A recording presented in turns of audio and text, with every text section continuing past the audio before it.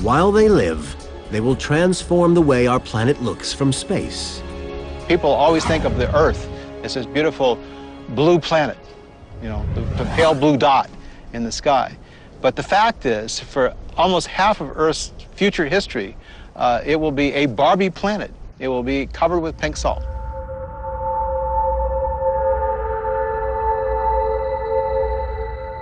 This is the Earth 1.4 billion years from now. The extremophiles cling on in an increasingly desperate fight, but the rising temperatures as the sun brightens eventually defeat them. By 1.6 billion years into the future, the temperature has climbed to 224 degrees, far above the boiling point of water. Life finally loses the battle. The last remaining extremophile dies. The time of the pink Earth passes. Our planet is reduced to a brown, featureless world. Unless we have found a foothold on another, this is the end of life in our universe. For the next 6 billion years, our dead world orbits the dying sun. Only an astronomer can see this far into the future, to the Earth's final moment of existence. Dr. Robert Smith from the University of Sussex has unraveled the Earth's ultimate fate. But his journey of discovery has taken some unexpected twists and turns. The process begins as the dying sun continues to swell in size. The sun getting bigger will have severe consequences for the Earth, because we predict that the sun will get at least 200 times its present size. All stars go through a cycle of life and death. Astronomers know this because they can see stars that represent every stage of life that our sun will go through. In 7 billion years, our sun will be close to death.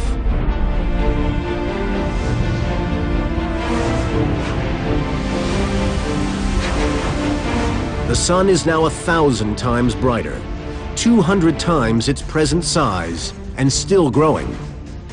The heat literally dissolves the face of the Earth, wiping away the last of its uniqueness.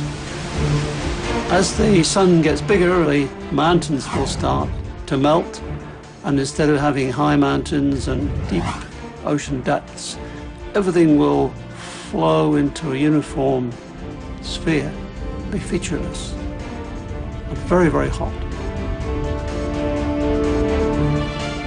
Earth's surface is now melting in 2,500 degree heat. The surface runs with liquid metal. Our planet is utterly unrecognizable, a totally alien world. The end is now close. But Dr. Smith's calculations revealed a last-minute escape might just be possible.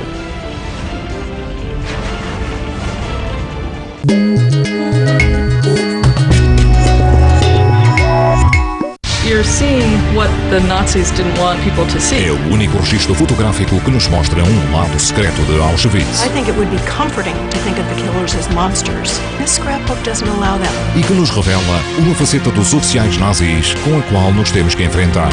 It shows us that they really were people like you and like me, not monsters. Oh, does that make you angrier? Memórias do Inferno Nazi. Domingo às 8, no National Geographic.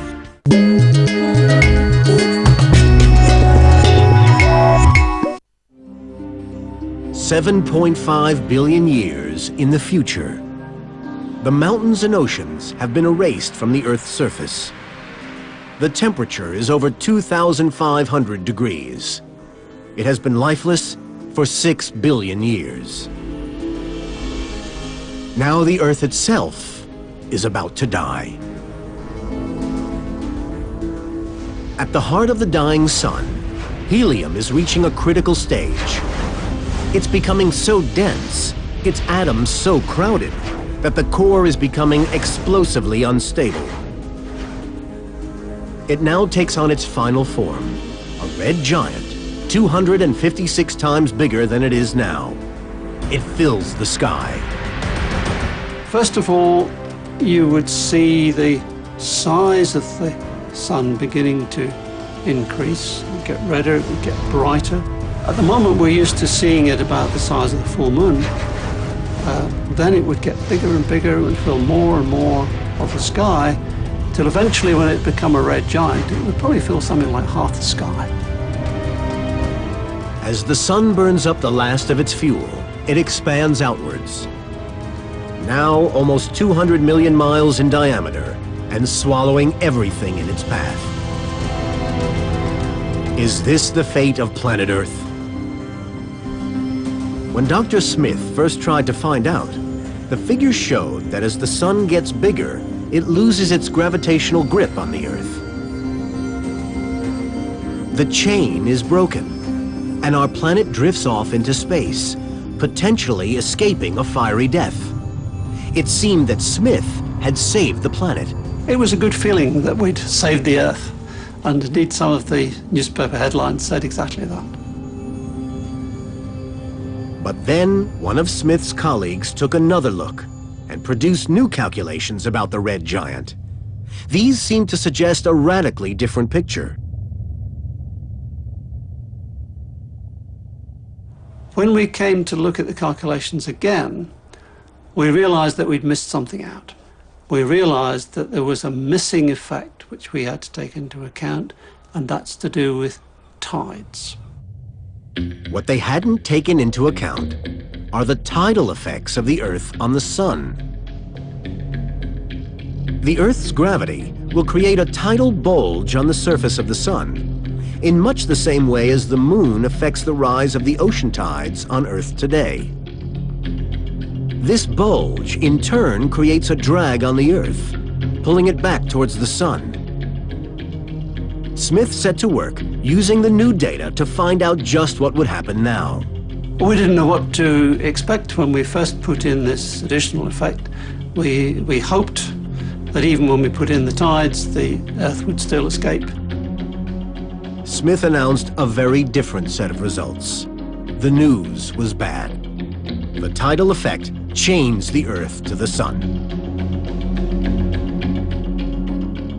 When we came to look at this problem again and put in the extra effects and realized that the Earth would in fact not survive, we decided to call our paper Doomsday. The surface of the Earth is now nearly 2,500 degrees, hot enough to melt metal. The outer fringes of the sun reach out to engulf the Earth.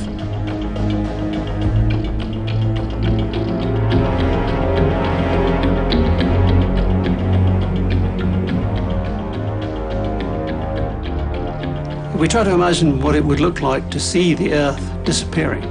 Just be like an asteroid crushing through this Earth's atmosphere. It will burn up completely, it will vaporize, it will disappear, become part of the sun, and it will be as if it has never been. 12 billion years of planetary history ends. The death of planet Earth, engulfed in flame, vaporized by the sun, reduced to atoms.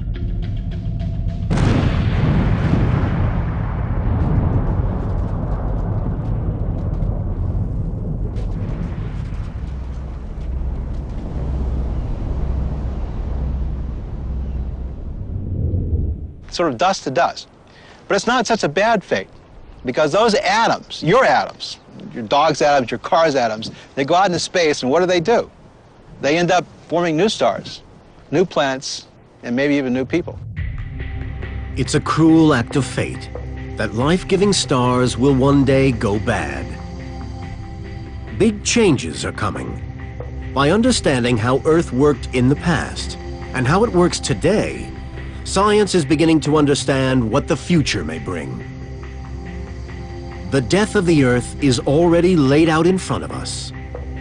It's written into its geological past, and literally into the stars above us.